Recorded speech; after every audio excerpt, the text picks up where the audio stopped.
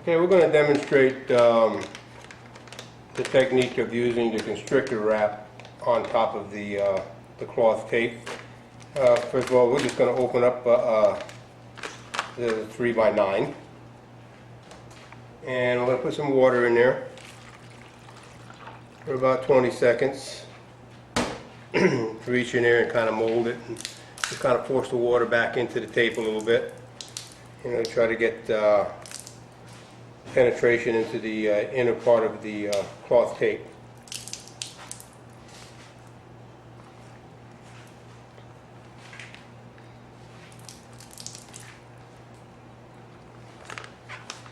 Okay, now we're going to wrap.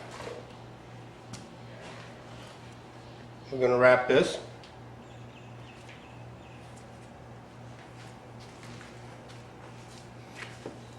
Just molding it as we go along in the direction of the wrap.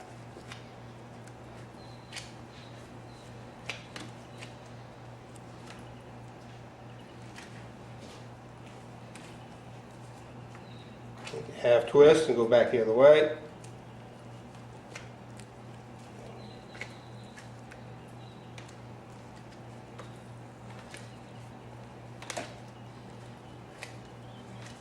Trying to pull the tape tight.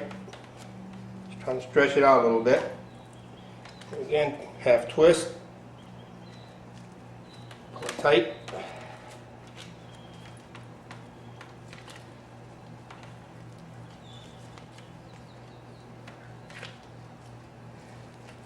Taking it back, using up all of the cloth tape that we have.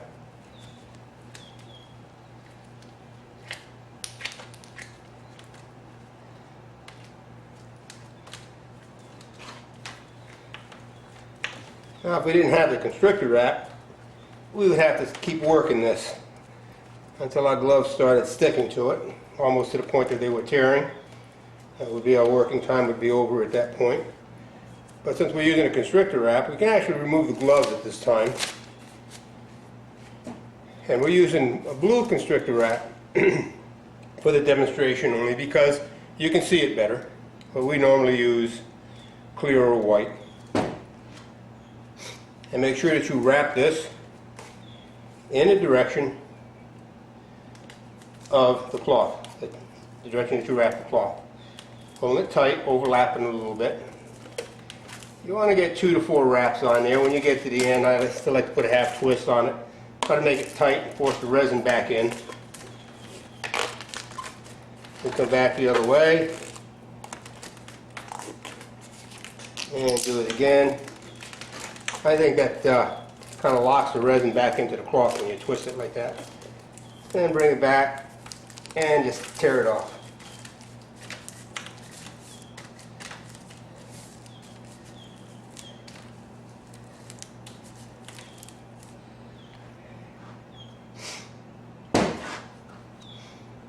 Now we'll take our spike roller. If you don't have a spike roller, you can use a wire brush and tap it, or even a pocket knife and tap some holes in it, but this is going to make it a lot more uniform. And you don't have to put a lot of pressure on it, just run it the full length of the wrap. As you can see, the bubbles are already coming up. Those are the gas bubbles created inside of the resin. And as the gas comes out, of course, some resin will come out with it. That's okay.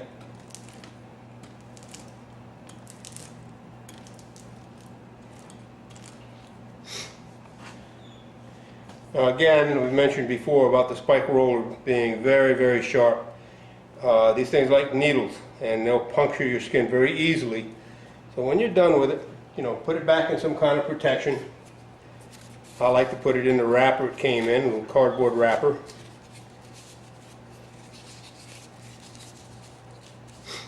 Put a little bit of tape on or something to hold it in. Then put this in some kind of container where somebody can't grab it and actually accidentally puncture their skin. And I just put it in a little can like that. Now, as the bubbles coming up, we'll know when we can remove the constrictor wrap, when we can flick these little bubbles off and they break off cleanly. Now, we'll allow this to set up for a little while. and then we'll come back and I'll show you what I mean.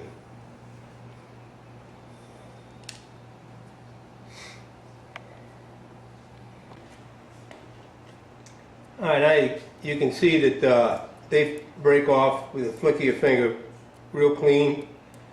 You can remove the constrictor wrap now, or again you can let it stay on overnight, 24 hours or however long you like. But we'll go ahead and take it off now so you can take a look at it.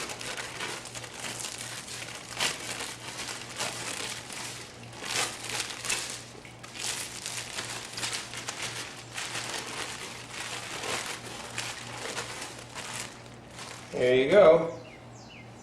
Not only have a stronger repair, but you have a much nicer looking repair. I mean, if you look at that almost looks like a porcelain teacup or coffee cup. The constrictor wrap, also you keep in mind, it's not just for looks, but it does make this wrap stronger.